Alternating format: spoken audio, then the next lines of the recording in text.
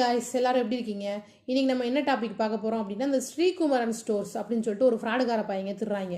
அவங்க என்ன பண்ணுறாங்க அப்படின்னா, ஃபேஸ்புக்கில் ஒரு ஆடு கொடுத்துட்றாங்க. இந்த மாதிரி 6000 மதிப்புள்ள பொருள் 2999 ரூபா, 2500 ரூபா, 3000 மதிப்புள்ள பொருள் 1500 ரூபா, எது வாங்கினாலும் ஒரு மிக்சி ஃப்ரீ, குக்கர் ஃப்ரீ அப்படின்னு சொல்லிட்டு ஒரு குரூப்பு கிளம்பியிருக்காங்க. நாங்கள் பட்டுக்கோட்டையில் புது கடை ஆரம்பிச்சிருக்கோம், புதுக்கோட்டையில் புது கடை ஆரம்பிச்சிருக்கோம், திருவள்ளூரில் புது கடை ஆரம்பிச்சிருக்கோம். முதல்ல வர 200 வாடிக்கையாளர்களுக்கு நாங்கள் வந்து மிக்சி தரோம், ஹோம் தேட்டர் தரோம், குக்கர் தரோம் அப்படின்னு சொல்லி ஒரு ஆடு கொடுத்துட்றாங்க. இந்த ஆடெல்லாம் எங்கே இருக்குன்னா, இந்த பவித்ரா அப்படின்னு சொல்லிட்டு ஒரு ஃபேஸ்புக்கில் தான் இருந்துச்சு இந்த ஆடு. நான் பார்த்தேன். நான் பார்த்துட்டு சரி ஓகே நம்மளும் புக் பண்ணலாம், ஒன்று வாங்கலாம் அப்படின்னு சொல்லிட்டு எல்லாமே பார்த்தா ரொம்ப அஃபோர்டபுளாக இருக்குது. எல்லா ப்ரைஸுமே ரொம்ப அஃபோர்டபுளாக இருக்குது. சரி ஓகே நம்மளும் வாங்கலாம் அப்படின்னு சொல்லிட்டு நானும் அவனை காண்டாக்ட் பண்ணேன். காண்டாக்ட் பண்ணப்போ சரி இந்த மாதிரி மேடம் இந்த மாதிரி பொருள்லாம் நாங்கள் தர்றோம், உங்களுக்கு என்ன வேணும், மிக்சி வேணுமா, ஹோம் தேட்டர் வேணுமான்னு கேட்டான். சரி எனக்கு மிக்சி கொடுங்க, என்ன கலர் வேணும், ரெட் வேணுமா, பிளாக் வேணுமா, நிறையா இருக்குது அப்படின்னு சொன்னோன்னா சரி எனக்கு ஒரே ஜாலி. சரி எனக்கு ஒரு ரெட் கலர் மிக்சி வேணும்னு சொல்லிட்டு நானும் சொல்லிட்டேன்.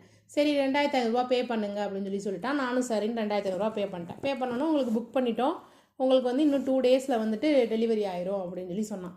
சரிடா அப்படின்னு சொல்லிட்டு நானும் விட்டுட்டேன். அப்புறம் பார்த்தா சரி எதுக்கும் செக் பண்ணி பார்க்கலாம் எப்படி இருக்குன்னு, நிறையா பேர் வாங்கியிருக்காங்கன்னு சொல்கிறானே, சரி கண்டிப்பாக யாராவது ரிவ்யூ போட்டிருப்பாங்க, எந்த மாதிரிலாம் போட்டிருக்காங்கன்னு பார்ப்போம்னு சொல்லிட்டு யூடியூப்பில் வந்து பார்த்தேன்.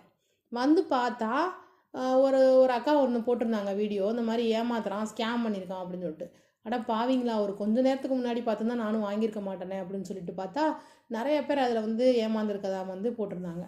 அப்போ தான் சரி ஓகே அவனை காண்டாக்ட் பண்ணி கேட்போம், அந்த மாதிரி ஏமாத்துறியே, எனக்கு என் பொருள் வேணாம், நீ வந்து என் பணத்தை மட்டும் நீ கொடு அப்படின்னு சொல்லி நான் கேட்டதுக்கு, அதெல்லாம் உங்கள் இஷ்டத்துக்கு கேன்சல் பண்ண முடியாது, கண்டிப்பாக உங்கள் பொருள் வந்துடும், இன்னும் 2 டேஸ் வெயிட் பண்ணுங்கள், கண்டிப்பாக வந்துடும்னு சொன்னான். சரி இவ்வளோ தூரம் சொல்கிறானே நானும் நம்பிட்டு பேசாமல் இருந்தேன். பார்த்தா 2 டேஸ் ஆச்சு, 3 டேஸ் ஆச்சு, வரவே இல்லை. நானும் உனக்கு சைபர் க்ரைமில் கால் பண்ணி சொல்லிட வேண்டாம்லாம் சொல்லி பார்த்தேன். அவன் ஒரு ரியாக்டும் பண்ணல. கடைசி பார்த்தா ஃபோன்லாம் நம்பர் எல்லாமே ஆஃபு. அந்த வாட்ஸ்அப் எந்த வாட்ஸ்அப்லேருந்து மெசேஜ் பண்ணானோ அதுவும் வந்து ஒர்க் ஆகலை. சரின்ட்டு நானும் விட்டுட்டேன். சரி அவ்வளோதான் முடிஞ்சு அப்படின்னு சொல்லிட்டு நானும் பேசாமல் விட்டுட்டேன். அதுக்கப்புறம் பார்த்தா ஒரு 5 டேஸ் கழித்து திருப்பி அதே வெப்சைட்லேருந்து வேறு நம்பரில் அதே மாதிரி வந்து ஆடு போட்டு அத்தனை பேரை வந்து மறுபடியும் ஏமாற்ற போகிறான்னு நல்லா தெரிஞ்சிருச்சு. அது எப்படி வந்து ஆல்ரெடி ஒரு குரூப்பை ஏமாற்றிருக்கான், திருப்பி வேறு நம்பர் வச்சு இன்னொரு குரூப்பு, அதில் நானும் ஒரு ஆள், அதே மாதிரி திருப்பி மறுபடியும் அதே மாதிரி ஒரு ஆடு போட்டு மறுபடியும் அதில் மக்கள் ஏமாற தானே போகிறாங்க. அப்போ 2500ங்கிறது ரொம்ப ஈஸியான அமௌண்ட்டுங்கிறதுனால எல்லோரும் ஈஸியாக ஏமாந்துடுறாங்க. அதை பற்றி பெருசாக கம்ப்ளைண்ட்டும் பண்ணல. எனக்கு செம கோவம் வந்துடுச்சு. சரி நம்மளும் வந்து சைபர் க்ரைமில் கம்ப்ளைண்ட் பண்ணிடுவோம் அப்படின்னு சொல்லிட்டு நானும் சைபர் க்ரைமில் வந்து புக் பண்ணிட்டேன். கம்ப்ளைண்ட்லாம் ரைஸ் பண்ணி வச்சுட்டேன். ரைஸ் பண்ணி ஒரு 1 டே கழிச்சு வந்து ஓகே கம்ப்ளைண்ட் எடுத்துக்கிட்டோம் அப்படின்னு சொல்லி மெசேஜ் பண்ணாங்க. ஆனால் இது வரைக்கும் ஒரு காண்டாக்டும் பண்ணல. ஸோ கவர்மெண்ட் வந்துட்டு நமக்கு சைபர் க்ரைமில் வந்து 2500ங்கிறது ஒரு பெரிய அமௌண்ட்டாக எடுத்துக்காமல் அதை வந்து கம்ப்ளைண்ட் எடுத்துக்கிறாங்க, அதை மூவ் பண்ண மாட்டுறாங்க. ஸோ இதெல்லாம் தெரிஞ்சுக்கிட்டு தான் அவன் வந்து என்ன பண்ணுறான்னா மறுபடியும் இதே ஃப்ராடு வேலையை ஆரம்பித்து பண்ணிகிட்டு இருக்காங்க. ஸோ தயவு செஞ்சு நம்ம மக்கள் யாரும் திரும்ப அவங்ககிட்ட போயிட்டு இவ்வளோ ரூபாய்க்கு கம்மியான ரூபாய்க்கு பொருள் தராங்கன்னு சொல்லி தயவு செஞ்சு யாரும் வாங்காதீங்க. பெரிய வெப்சைட்டு அமேசானு, ஃப்ளிப்கார்ட்டு அந்த மாதிரி இருந்தால் கூட ஓகே, நம்ம வந்து வாங்குறதில் ஓகே. பட் இந்த மாதிரி தெரியாத யார்ட்டையுமே தயவு பண்ணி வாங்காதீங்க.